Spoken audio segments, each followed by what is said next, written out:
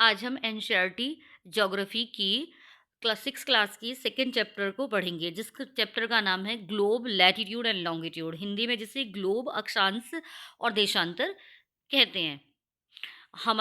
इसमें हमारी अर्थ के बारे में बताया गया है। सबसे पहले अर्थ जो है वो हमारी पूरी तरीके से गोल नहीं है। वो नॉर्थ पोल पर और साउथ पोल पर थोड़ी सी चपटी सी है और बीच में से थोड़ी उभरी हुई है। ग्लोब जो होता है वो हमारी अर्थ का एक मिनिएचर है, एक लघु रूप है। ग्लोब कई तरह के होते हैं, कुछ बड़े होते हैं, कुछ छोटे होते हैं। जो बड़े ग्लोब्स होते हैं वो इतने बड़े होते हैं कि उनको एक जगह से दूसरी जगह तक नहीं ले जाया जा सकता। लेकिन कुछ छोटे होते हैं जिनको हम पॉकेट में रखकर ले जा सकते हैं, कुछ गुब्बारे के जैसे, बैलून जैसे होते हैं। और ग्लोब कभी भी स्थिर नहीं होते हैं। ग्लोब जो है वो चल मतलब उनको घुमा सकते हैं हम ग्लोब्स को। ग्लोब पर हम देश का, महाद्वीपों का, महासागरों का, उनके सही आकार का ग्लोब से हम अंदाज़ा लगा सकते हैं। ग्लोब में नॉर्थ और साउथ पोल पर सुइयाँ होती हैं जो पृथ्वी पर थोड़ी सी झुकी हुई, जो हमारी अर्थ को थोड़ा सा झुका हुआ सा दिखाती हैं। और जो थोड़ा सा जो होते हैं ऊपर वाले को नॉर्थ पोल कहते हैं, नीचे वाले को साउथ पोल कहते हैं। ग्लोब में इन सुइयों के चारों ओर पृथ्वी जो है, हमारी जो अर्थ है वो नहीं, वेस्ट से ईस्ट की तरफ घूमती है। और ग्लोब को भी हम ऐसे ही घुमाते हैं, लेकिन ग्लोब को हम ईस्ट से वेस्ट भी घुमा सकते हैं, वेस्ट से ईस्ट भी। लेकिन हमारी जो अर्थ है वो वेस्ट से ईस्ट की तरफ घूमती है हमेशा। और वास्तव में हमारी अर्थ में कोई सुई जैसी कोई चीज़ नहीं है। वो सिर्फ अपने अक्ष पर घूमती है, एक्सिस पर, अपने एक्सिस पर घूमती है, और ये एक काल्पनिक रेखाएं हैं। अब हम बात करते हैं इक्वेटर की। इक्वेटर या विषुवत या भूमध्य रेखा, यह एक काल्पनिक रेखा होती है जो हमारी अर्थ को दो बराबर भागों में बांटती है। इसको इक्वेटर कहते हैं। और अर्थ के उत्तरी भाग को, यानी ऊपर वाले आधे हिस्से को उत्तरी गोलार्ध, नॉर्थ हेमिस्फेयर कहते हैं, और नीचे वाले आधे भाग को साउथ हेमिस्फेयर कहते हैं। इस पिक्चर में आपको इक्वेटर यानी भूमध्य रेखा, इक्वेटर यानी 0 डिग्री, इसको दिखाया गया है। और नीचे वाला पोर्शन जो रेड कलर का है और जो नीचे की तरफ जा रहा है वो साउथर्न हेमिस्फेयर होता है, जिसको दक्षिणी गोलार्ध कहते हैं। ऊपर वाला जो है उसको नॉर्थर्न हेमिस्फेयर कहते हैं, उसको उत्तरी गोलार्ध हिंदी में कहते हैं। और जो सबसे ऊपर है उसको नॉर्थ पोल कहते हैं, वो 90 डिग्री नॉर्थ होता है। जो सबसे नीचे है उसको साउथ पोल कहते हैं, जो 90 डिग्री साउथ। ये हमारा ग्लोब है, और इस ग्लोब में जो ऊपर वाली जो रेखा है, इक्वेटर से जो ऊपर वाली रेखा है, टॉपिक ऑफ कैंसर, यानी जिसको कर्क रेखा कहते हैं, और नीचे वाला टॉपिक ऑफ कैप्रिकॉर्न, इसको मकर रेखा कहते हैं। मकर रेखा जो है वो साउथ वाले में पड़ती है, साउथ हेमिस्फेयर में पड़ती है। और कर्क रेखा नॉर्थ हेमिस्फेयर में पड़ती है, northern hemisphere, southern hemisphere, northern hemisphere में पड़ती हैं ये दोनों। और ये जो है 23 डिग्री 0.26 साउथ या नॉर्थ है, इनका डिग्री का जो है। इस पिक्चर में हमें इक्वेटर, कर्क रेखा, मकर रेखा, इन सब चीज़ों के बारे में दिखाया गया है। और जैसे जैसे हम इक्वेटर लाइन के ऊपर से दूर होते जाते हैं, उसका आकार भी घटता जाता है। अब हम बात करेंगे पृथ्वी के हीट जोन्स के बारे में।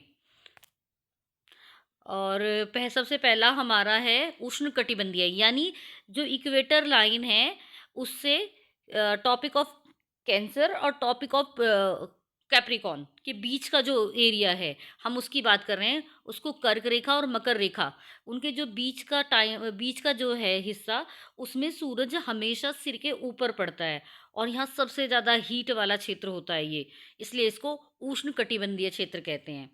और शीतकटिबंधीय यानी पोल्स के, साउथ पोल और नॉर्थ पोल का जो एरिया है, वहाँ पर सूरज की किरणें कभी सीधी नहीं पड़ती हैं, और वहाँ पर बहुत ही कम सूरज की किरणें जाती हैं, इसलिए ये क्षेत्र में बर्फ होती है और ये हमेशा ठंडे रहते हैं।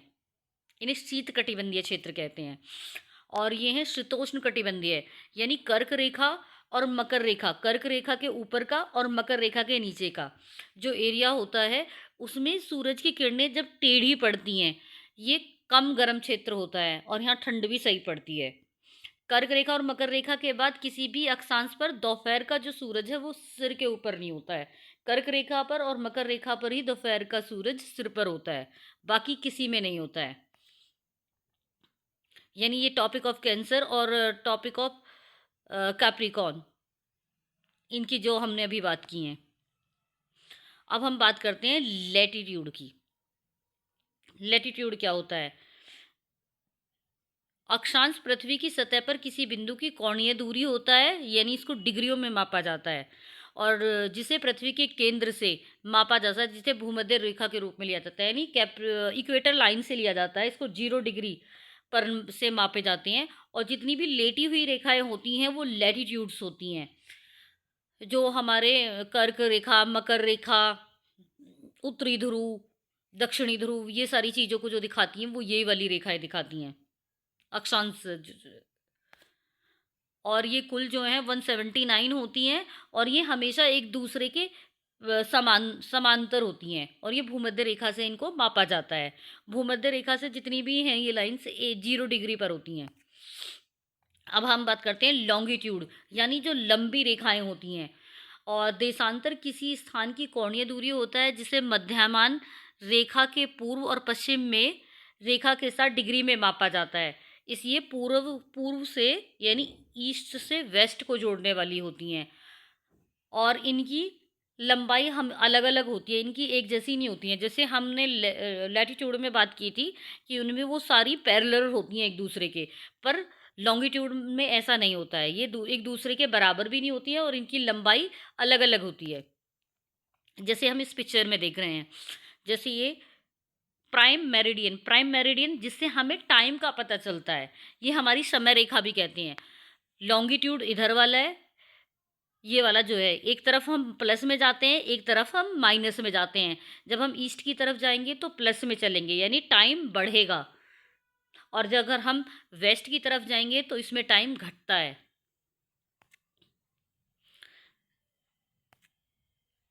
और अब हम बात करते हैं इंटरनेशनल जो टाइम लाइन है उसके बारे में बात करते हैं हम।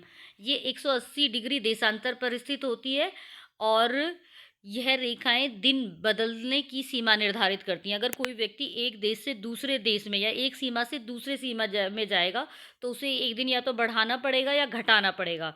ये हमारा टाइम और कैलेंडर को डिसाइड करती हैं ये वाली रेखाएं।